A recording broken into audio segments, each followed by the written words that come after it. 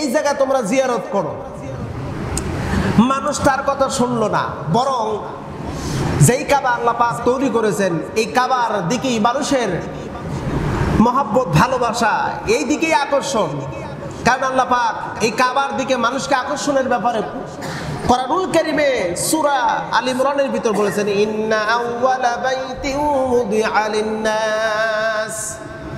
উদিআ লিন-নাস লাল্লাযী বিবাক্কাতা মুবারাকান ওয়া হুদাল লিল আলামিন।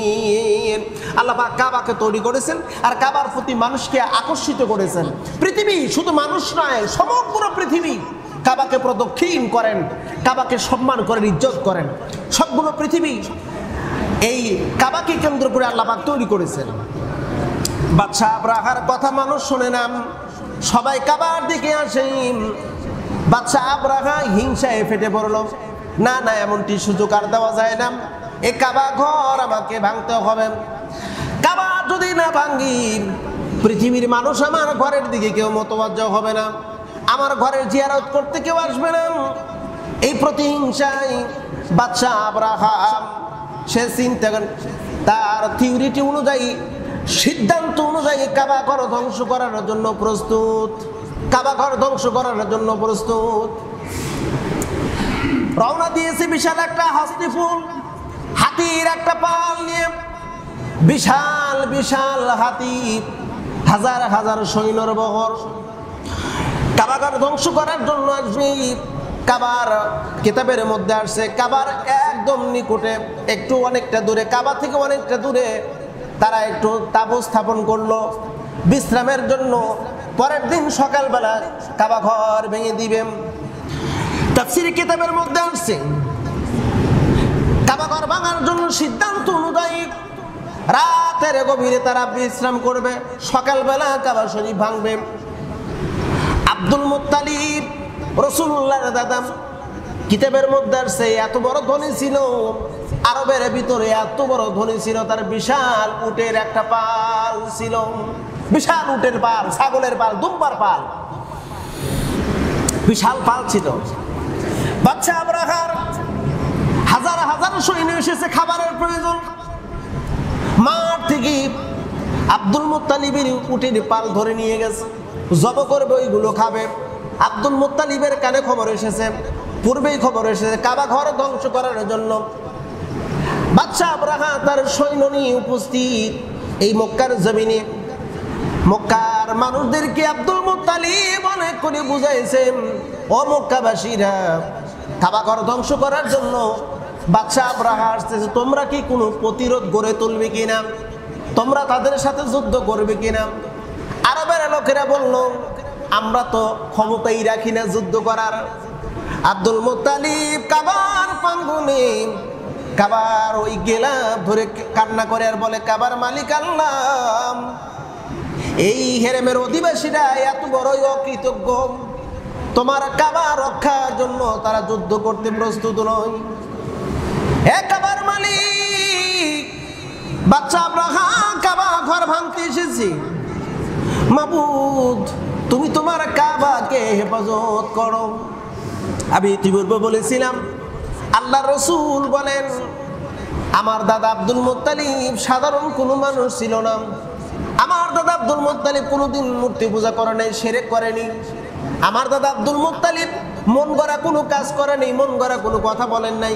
আল্লাহ পাক যেভাবে চলতে বলেছেন, আল্লাহ পাক যেভাবে পরামর্শ দিয়েছেন, ঠিক সেইভাবেই আব্দুল মুত্তালিব চলেছেন। জোরে বলা যাবে একটু সুবহানাল্লাহ। তাফসীর রুহুল মানির মধ্যে আছে যে এই কাবার পাশে এসে তিনি দোয়া করলেন, এতটুকুই শেষ। তিনি বাড়িতে চলে গেছেন, বাড়িতে গিয়ে খবর পেলেন তার উটগুলো ছিনিয়ে নেওয়া হয়েছে। আব্দুল মুত্তালিব চলে গেল বাদশা আবরাহার কাছে। এই আমার বাদশা আবরাহার কাছে যখন গিয়েছে, বাদশা আবরাহা মনে করেছে হয়তো বা কোনো সন্ধি এনেছে বা কোনো প্রকার কোনো প্রস্তাব নিয়ে এসেছে। আব্দুল মুত্তালিবকে দেখে বলতেছে, কাবার খাদেম আব্দুল মুত্তালিব, আমি যতটুকু জানি তুমি আরবের ভিতর সবচাইতে সম্মানিত একজন ব্যক্তি।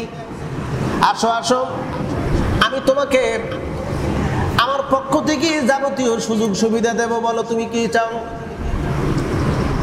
তোমার পরিবারের সেফটি চাও নাকি তোমার পরিবারে কাউকে মারবো না?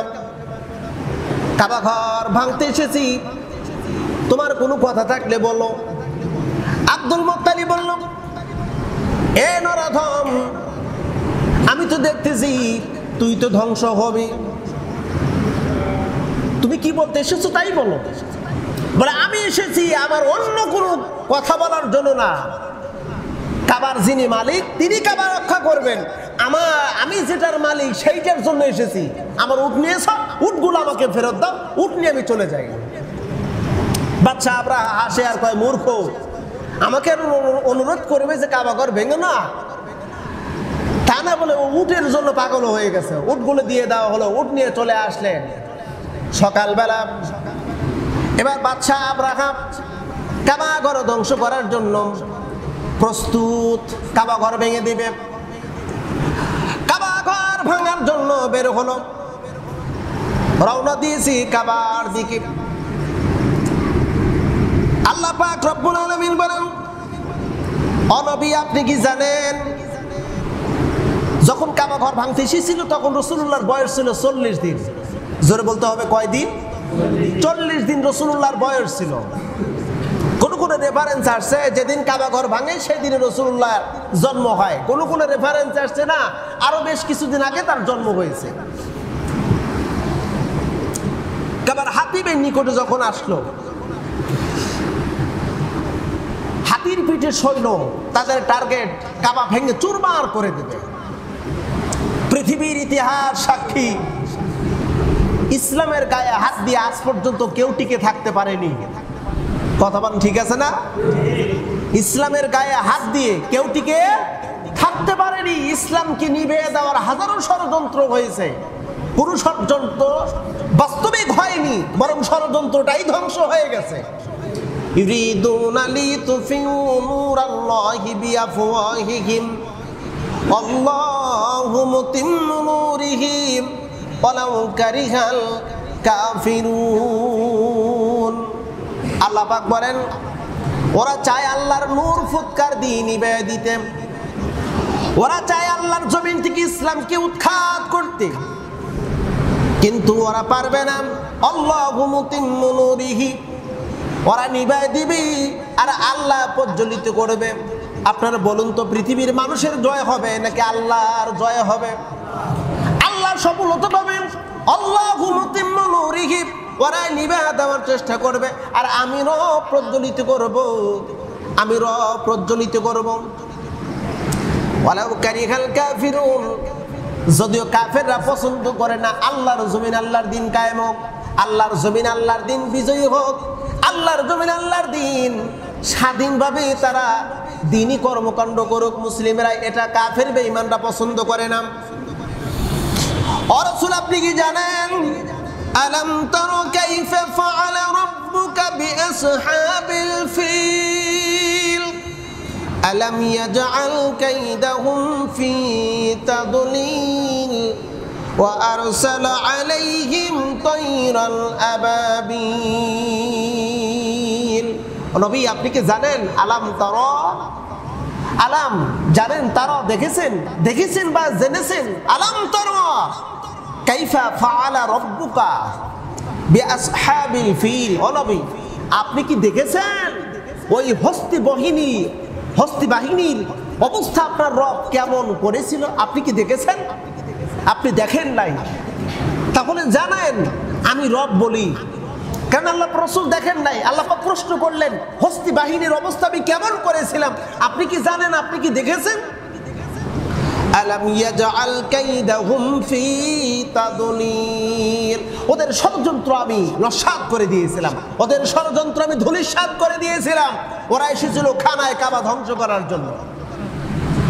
আমি পূর্বে একটি আয়াত পড়েছি, ইন্নাহুম ইয়াকিদুনা কাইদাম ওয়াকিদু কাইদা ফামাহিলিল কাফিরিনা আমহিলহুম রাইদা।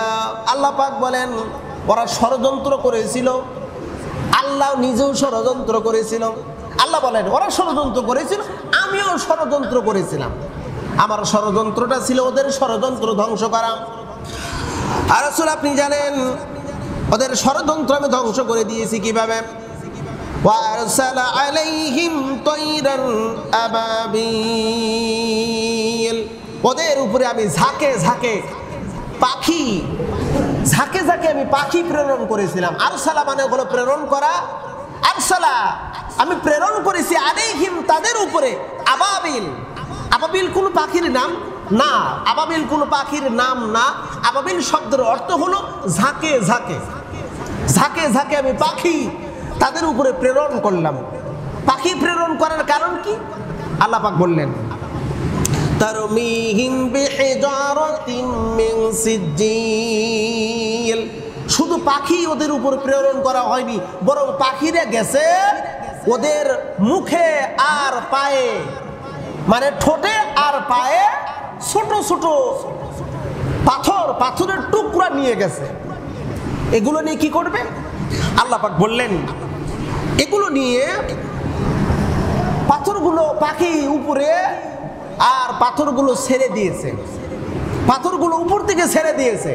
ছেড়ে দেওয়ার কারণে ওই হস্তি বাহিনী যারা ছিল, যাদের গায়ের উপরে পড়ছে, তারা সঙ্গে সঙ্গে মুহূর্তের ভিতরেই ডেড বডি হয়ে গেছে। জোর করেন একটু সুবহানাল্লাহ। ফাজআলাহুম কাআসফিন মাকুল, আল্লাহ পাক বলেন আমি এভাবেই পৃথিবীর ইতিহাস আমি তৈরি করি।